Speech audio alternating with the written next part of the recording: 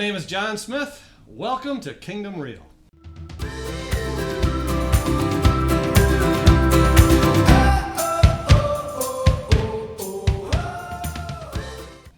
And today I have a very special guest.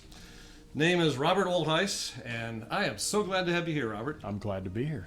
So why don't we get started with, tell me a little bit about your family of origin and some things you learned there.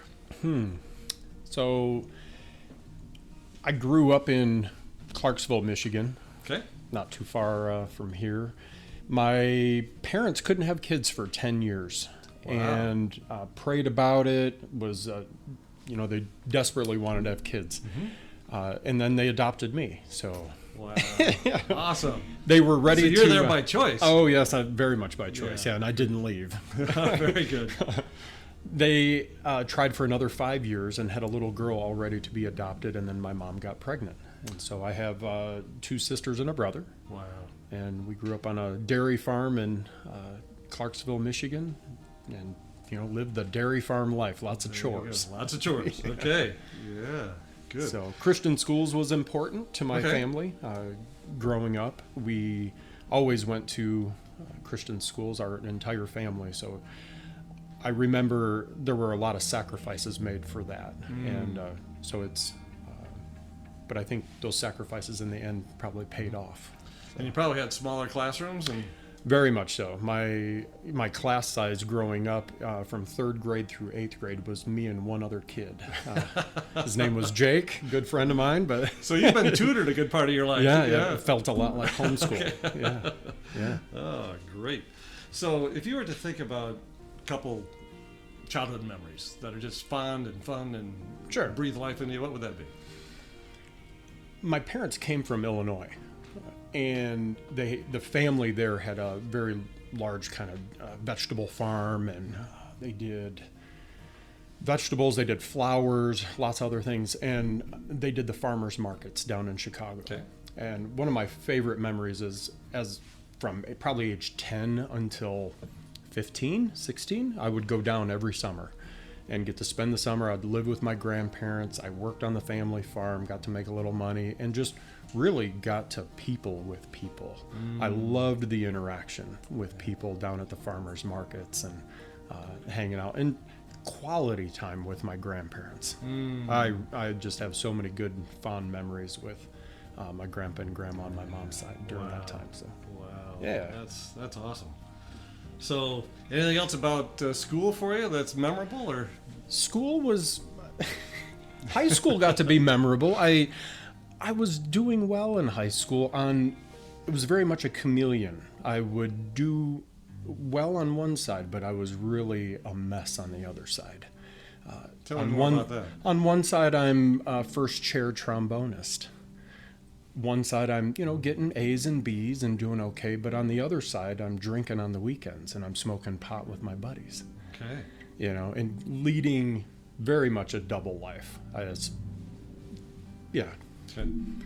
So high school got to be I went to South Christian High School here in Grand Rapids. And high school for me it got to be a little tumultuous because my acting out and my rebellion started to catch up with me because you can't hide it all the time. Mm-hmm. You tried. I tried. Oh yeah, I tried very hard and thought I was doing a good job. In high school, I had the disciplinarian there. His name was Pete Dykstra, and I just thought he had it out for me. He just wanted to ruin my life. And Pete he loved me in his way and just wanted to see better for me. But I ended up getting kicked out of high school my senior year. Wow. I mean, like kicked out? South Christian, do not come back. Don't come to the graduation. Luckily, I had enough credits to graduate. I mean, that was the one good thing I did with my smarts was applied a little bit of that. But I got kicked out my senior year. So you actually graduated early? Graduated a little early, not by choice, and went to the military. So there was a guy, a recruiter, that was hanging out at our high school one day, and I played the trombone. I loved playing marching band, and he approached me right afterwards, and he said, "Hey, have you ever thought about this?" I thought, hey, that'd be a great way to maybe get somebody to pay for my college. So sure. Went home, told my parents I was signing up for the military, and I was the first person in our family to do that. So Wow. Went to Fort Leonard Wood, and at that point, I'm a lot of angst, getting kicked out of high school. My parents and my relationship wasn't real good. I'm smoking, drinking, doing So some. you're like 18? Like 18, yeah. Okay. I was 17 when I signed up. I was 17 when I graduated. Okay. And then, so they had to sign off on something. But then I graduated through boot camp, and I remember we could go off base and get a tattoo, and everybody was doing it. And I ended up going and getting a tattoo of a devil right here on my chest, flipping you off with both hands, because that's exactly how I felt about just life and religion and organized religion, and I just angst towards it all. And I didn't know at that point how much that one little decision, just a tattoo of a silly looking devil on my chest, would really almost narrate a path of my life for so long. Even though I wasn't a devil worshiper, I didn't grow up in a satanic household, Right. but that was almost a declaration over my life, I feel like, at one point. So Kind of a rebellious, I grew up in this, but I'm Yeah. rejecting it pretty on much. my dog tags, I refused to have an organized religion on my dog tag. In case I got killed, I said put nothing. And that's I just remember having that. I didn't want to be associated. Yeah. Wow. So the military, I came back home, and it was busy. I had a young family, I was newly married, young family. We had 4 kids in under 5 years. Wow. Wow. Very productive. Busy family. 4 boys. So, definitely a busy household at our house. Being a young, we didn't know how to communicate with each other. We didn't know. And so we ended up divorced. Okay. And that ended up, for me, I was ashamed of the divorce. I grew up in a Christian. I saw my parents with a good marriage. Yeah. And, it was hard for me now that's a badge I have to carry. Drugs started coming in, a little bit of pot, and then I remember getting introduced to cocaine one night. Oh, wow. And it was just as simple as somebody putting it out there, and the thought went through my head that could possibly make me forget about how I'm feeling right now. And how were you feeling?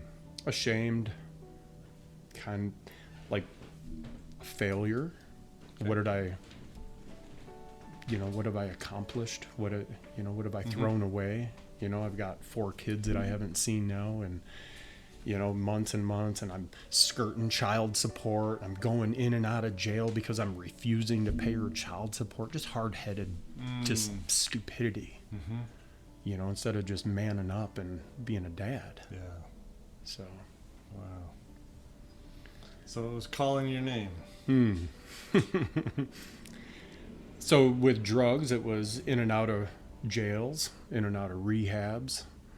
I remember the first time I got sentenced to any amount of time, it was a 1 year here in Kent County Jail for possession of cocaine. And my mom had the forethought to just sign me up for a little Bible study because she wanted to keep me in the Word. Go, Mom. Moms are good. So, Yep. yeah. So, and, those studies are something that I kind of carried with me. Every time I'd go back to jail, she would always sign me up for a study. So, to all the mothers that are out there, the power of a praying and believing mother, I will never discount that. Wow. Ever. So you're in jail. You got the devil tattooed on your chest, and your mom's sending you Bible studies. Yeah. And are you doing them? Are you reading them? I'm doing them, yeah. Wow. Doing them. It's, it was good kind of getting back into the Word. And, yes, I got out of jail and I reoffended. And yes, I got out of jail and I went back to rehab. But I firmly believe that those were all little seeds and little rungs on the ladder along the way to getting out of where I was at. I don't think there was any one event that changed everything. Yeah. I mean, that happens occasionally, probably. Sure. But for a lot of people, it's a much more gradual, step-by-step process. Yeah. Yeah. Wow. So where did that go then? So with the drugs and the jail and all that, and I got this bright idea, like, I'm going to start my life completely over, and I'm going to do that in Las Vegas, Nevada. Wow. What a place for a fresh start, huh? So, here's the deal, though. I was clean off of drugs, but I wasn't clean off of crime. So I was sober, but I was still committing fraudulent crimes. Okay. And it was enough to the point where I looked at my wife one day and I said, we got to go. It's time to pack up and leave, because I feel like we're going to get a knock on the door. So we did. We just packed up and sold everything that we had and drove a Jeep across the country. Wow. She was miserable. I just, I can adapt. So I felt like I this is had a to new wife, adapt. right? Yeah, this is wife. Yeah, number Okay. 2. All right. She hated it, though, and rightfully so. I ripped her away from her family, from her friends, from her classmates, from everything. So here I am in Vegas, and I'm doing okay, and she's not. And so we ended up splitting up. Okay. And the devil is sneaky, how he he has a way of presenting opportunities, and when he knows you're at a weak point, I have seen it over and over in my life. He's really good at it. And he presented the opportunity for methamphetamine. And I thought, sure, why not? That'll change the way I'm feeling. So it just started a long road of Wow.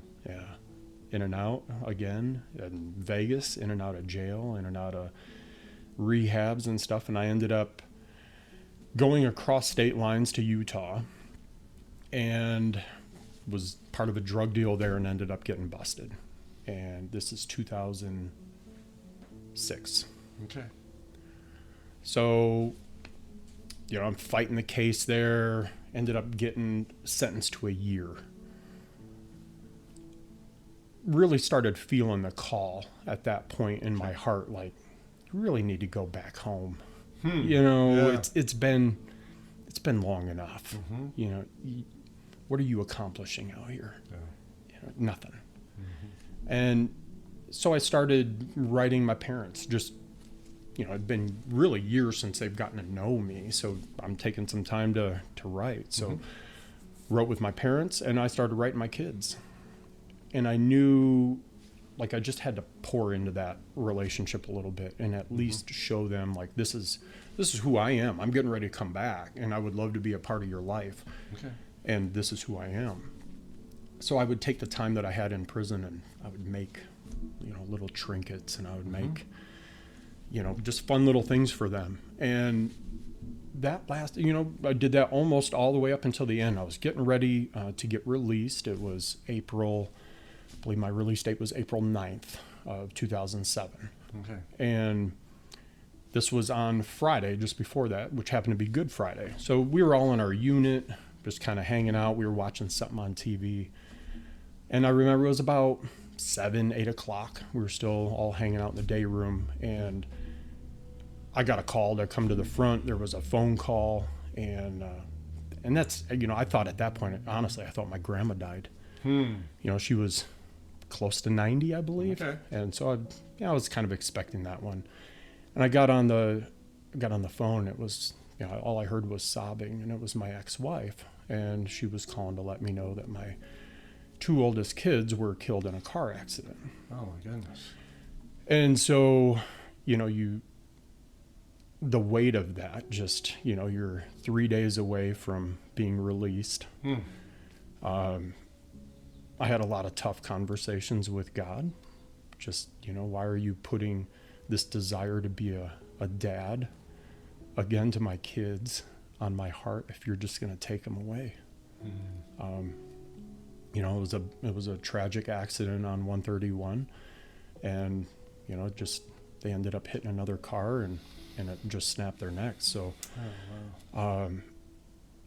And how old were they at that time? 11 and 12. 11 and 12. Yeah. Oh, my goodness. Yeah, Dakota and Austin.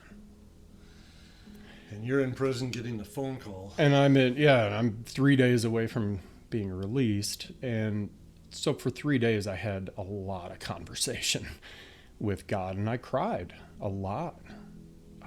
Just the weight of wanting to be a dad again and feeling that desire in your heart, and then to have it partially extinguished. Were you pretty raw and real with God when you were talking to him? Yeah. Probably didn't sound like I was talking to God much. Yeah, I think he could handle it. Yeah. It's more of a, you don't know how to verbalize anything, and you just hope that the anguish in your heart is heard. Yeah. So came home. It was awkward. I hadn't been home in years. And so here I am coming back home now, just So what's to the trip that. home? So 3 days later you get released. 3 days later I get released, yeah, and So I took a first class airplane ticket. oh no, yeah, I took a Greyhound from Utah to Grand Rapids, and I'll tell anybody wanting to do that, it's worth the experience. You're going to meet some people that take your mind off of while you're on the Greyhound. So, Wow. So how long does it take to go by Greyhound from there to here? it was a good 3 days. 3 days. Wow. Yeah, maybe 4.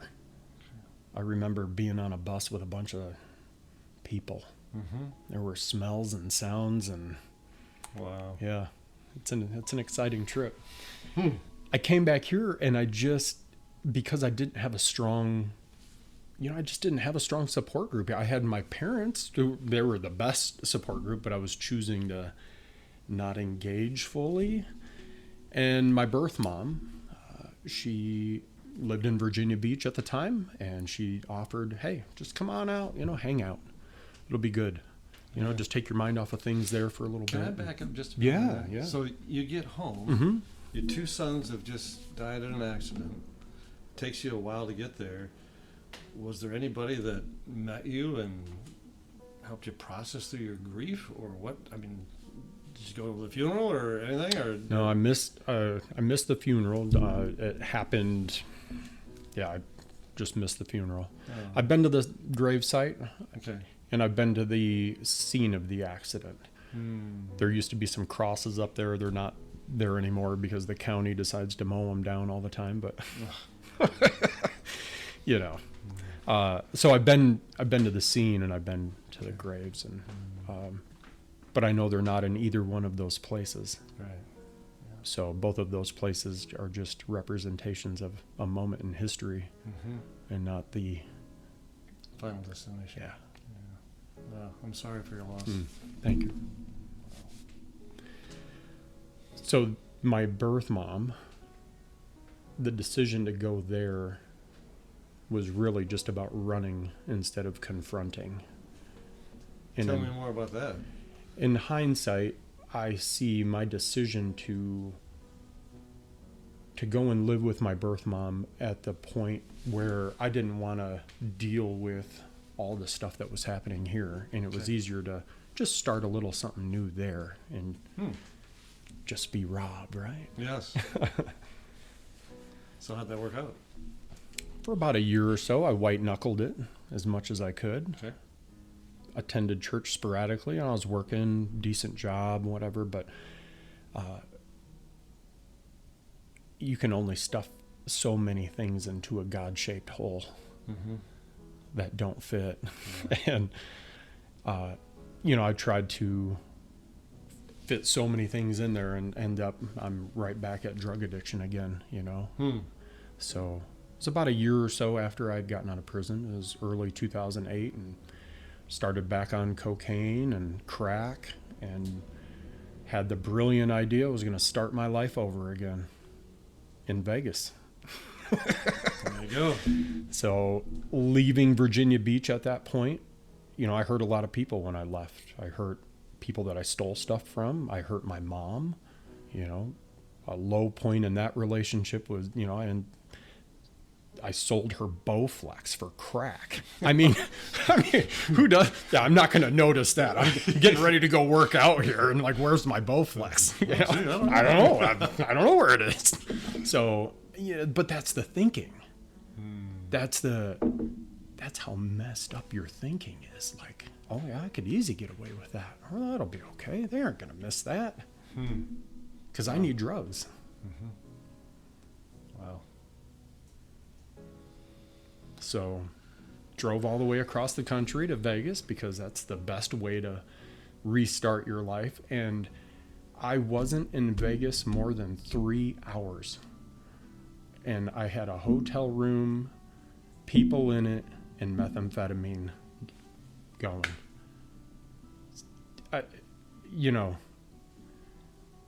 Wow. It was the pit just waiting to... Yeah. Nothing changed. Nothing changed. Same old people. And I always told myself, I said, yeah, I'll smoke. Yeah, I might snort a line or two, but I'm never going to put a needle in my arm.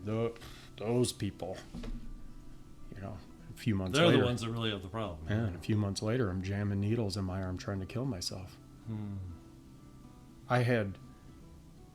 I had used so much meth intravenously, I didn't have veins in my arms. Like you couldn't see it. I have veins now. It's a miracle. Wow. But I mean, yeah, they were that busted out. So Vegas was just in and out. I mean, nonstop. I mean, from the time I got there, I was just getting in trouble. And I would go to jail and it would be long enough for me to catch up on my sleep. That's it. 3 days, 4 days, a week maybe. I remember joking with people all the time. Yeah, I'm just here to catch up on some sleep. Order a little commissary and I'm out. It's a thing. I didn't care if I lost everything. I'll just go get it back again. I'll steal it from somebody else. Wow.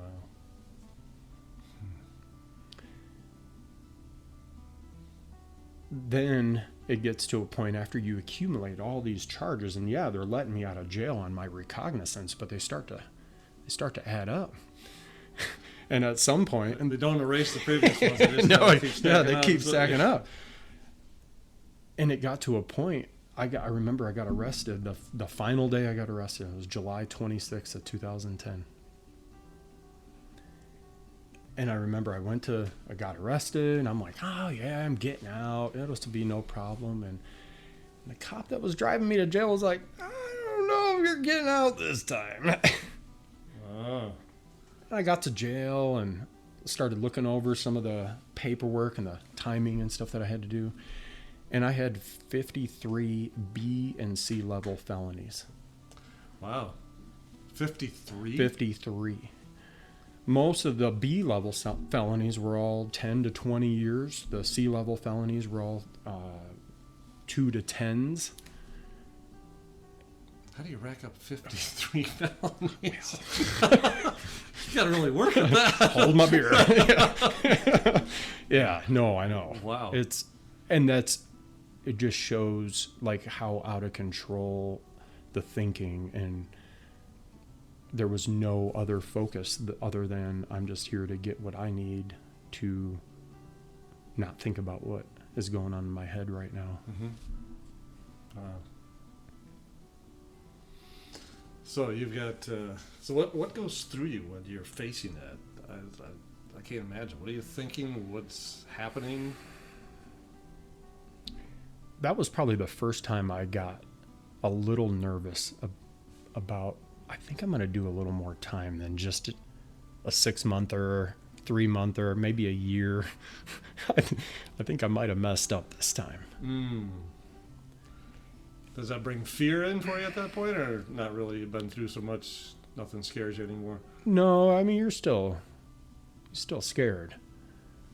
But it's more of a respect fear, I think. Like, it's a different kind of fear. Like, ooh, I just did something really bad with my life. Okay. And what's the way out of this? How am I, you can only talk yourself out of so many situations. Right. Yeah. And then pretty soon So Okay. it was time to pay the piper. So at that point, you go before a judge? There were a lot of court cases. We ended up having, I ended up seeing 4 separate judges. I went to prison on 4 separate charges. And my attorney's goal through the whole thing was to have all the charges run concurrently. Oh. Luckily, he was able to do that. I mean, I had to wait for each one to announce that, but I ended up getting sentenced to a 2 to 5 on one charge, and then 3 to 10s,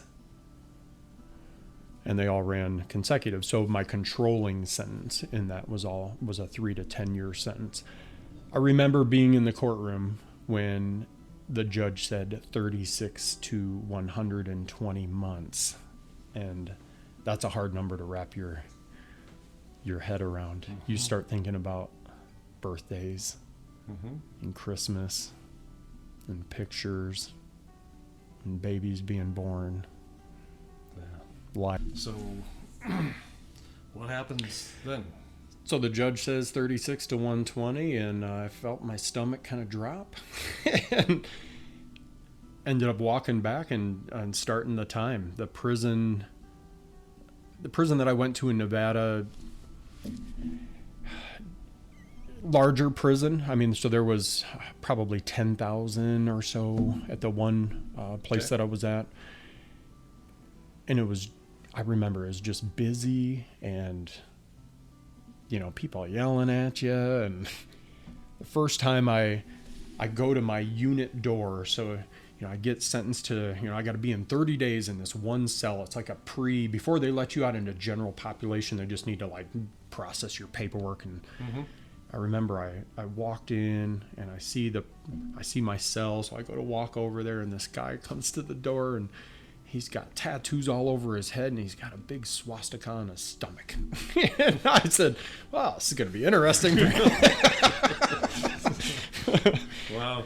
But he was a great guy. We ended up, he was totally a different person than what I thought he was going to be, and just very positive, and just wanted to. So, don't judge a book by its cover all the time. So it's, yeah. Is prison much more difficult than jail? Or just different? It's more difficult in a time sense, Okay. because you're doing more time, you're missing out on more things, but it's less difficult because there's more routine. It's easier to get a job and do things and get kind of plugged into a routine, and the routine is what will make your time go by faster. Okay. Jail time is hard time because you're just sitting there Yeah. a lot of times waiting on a court date. They don't have enough jobs for everybody that's in jail. Well, thank you so much for joining us for this episode of Kingdom Real. This is so good. We're going to be coming back for episode 2.